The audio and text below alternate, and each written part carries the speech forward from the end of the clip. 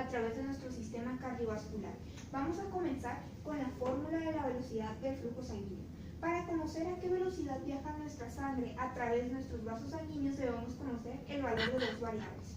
La Q, que es el flujo sanguíneo expresado en mililitros sobre segundo, y la A, que es el área transversal representada en centímetros cuadrados. Por lo tanto, de esta fórmula podemos concluir que la velocidad del flujo sanguíneo es directamente proporcional a la cantidad de flujo sanguíneo e inversamente proporcional al área transversal. Aquí tenemos un ejemplo de tres áreas transversales distintas, una pequeña, una mediana y una grande. La mayor es de 100 centímetros cuadrados, la mediana de 10 centímetros cuadrados y la pequeña de 1 centímetro cuadrado.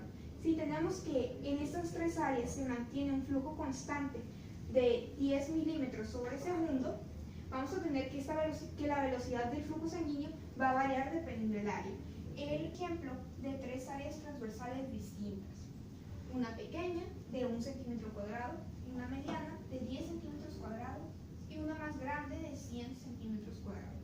Si en estas tres áreas se mantiene un flujo sanguíneo constante de 10 milímetros sobre segundo, vamos a tener que la velocidad del flujo sanguíneo va a variar dependiendo del área. A menor área vamos a tener una mayor velocidad. El área menor va a tener una velocidad aproximadamente de 10 centímetros sobre segundo.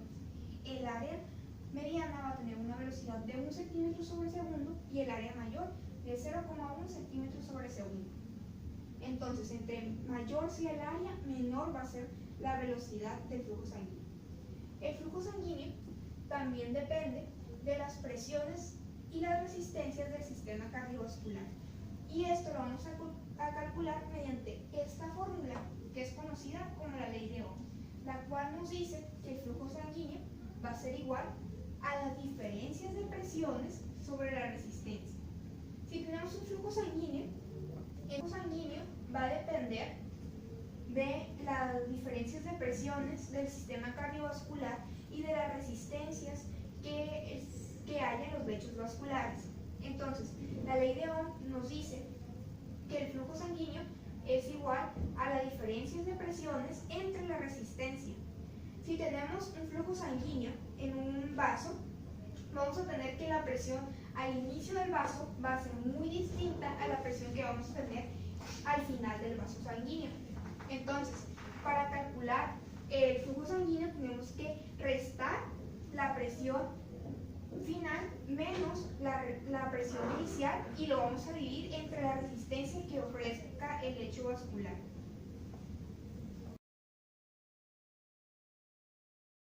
Acerca de la ecuación de Poiseuille.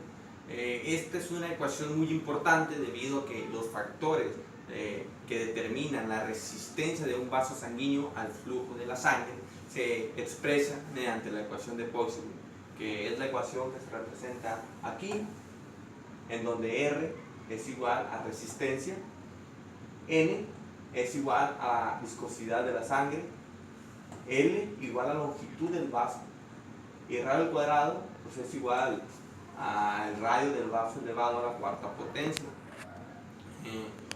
Los conceptos más importantes expresados en la ecuación de Poiseuille son los siguientes. En primer lugar, que la resistencia al flujo es directamente proporcional a la viscosidad de la sangre. En segunda ocasión, la resistencia al flujo es directamente proporcional a la longitud del vaso sanguíneo. Eso quiere decir que tiene mucho que ver qué tan grande o qué tan pequeño sea el vaso sanguíneo para la resistencia. Y en tercer lugar, la resistencia al flujo es inversamente proporcional a la cuarta potencia del radio del vaso sanguíneo. Eso quiere decir que si disminuye el radio del vaso sanguíneo, va a aumentar la resistencia al flujo. Pero si el radio del vaso sanguíneo disminuye a la mitad, no quiere decir que la resistencia va a aumentar el doble, sino que va a aumentar 16 veces. Porque si disminuye a la mitad, que es 2, y está elevado a la cuarta potencia, o sea que sería 2 por 2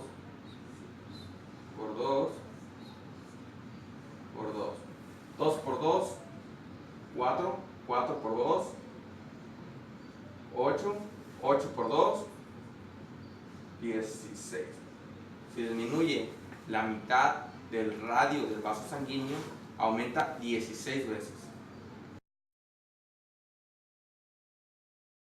El número de Reynolds.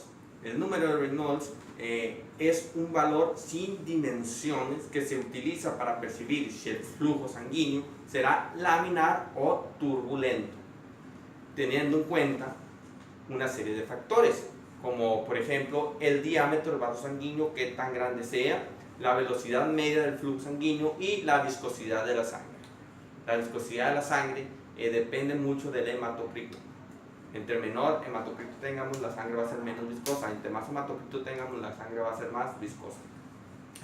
El número de Reynolds podremos calcularlo mediante esta fórmula que encontramos aquí, en donde NR es igual al número de Reynolds, P es igual a la densidad de la sangre, D, diámetro del vaso sanguíneo, B, velocidad del flujo sanguíneo y N, viscosidad de la sangre.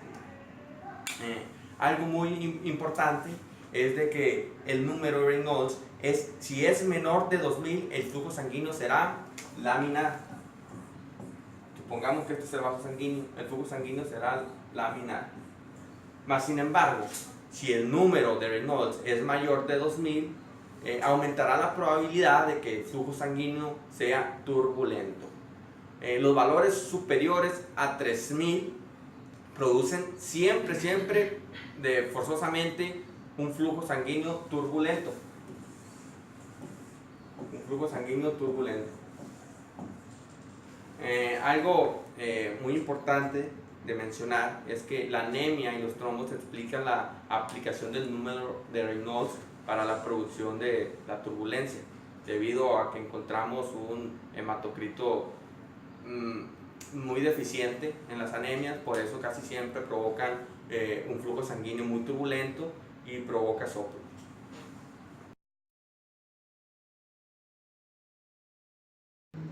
La función principal de la circulación sistémica se lleva a cabo dentro de la microcirculación, donde se intercambian diversos nutrientes fundamentales para el metabolismo de las células, así como gases, predominantemente dióxido de carbono y oxígeno, entre otros líquidos. Todo este proceso se lleva a cabo gracias a tres tipos de transporte. Uno es por transporte mediado por vesículas, otro sería la difusión, que es en el caso de los gases, y el que vamos a ver en esta ocasión es el que está regido por las leyes de Frank Starling, el cual diseñó la ecuación siguiente, donde contempla a dos factores principales. El primer factor es el de la presión hidrostática. La presión hidrostática se obtiene al restar la presión hidrostática del plasma menos la que está en el espacio intersticial. La otra, que es la osmótica, se obtiene al restar igualmente la plasmática por la intersticial. Estos procesos se llevan a cabo por dos fenómenos diferentes que están ubicados sucesivamente en el extremo arteriolar del capilar, donde se lleva a cabo la llamada filtración, donde se va a ver el intercambio entre los capilares y el lecho del espacio intersticial. El otro es la reabsorción, donde va a ocurrir un fenómeno inverso, o sea, del líquido intersticial se va a pasar a los capilares. Para calcular estas fuerzas se necesita la ecuación de Starling, la cual nos dice que el coeficiente que va a ser la velocidad por la cual se transfieren los nutrientes de los capilares al líquido intersticial, se tiene que restar la presión que hay en el plasma sanguíneo menos la del líquido intersticial, y estos vendrían siendo lo que es la presión hidrostática.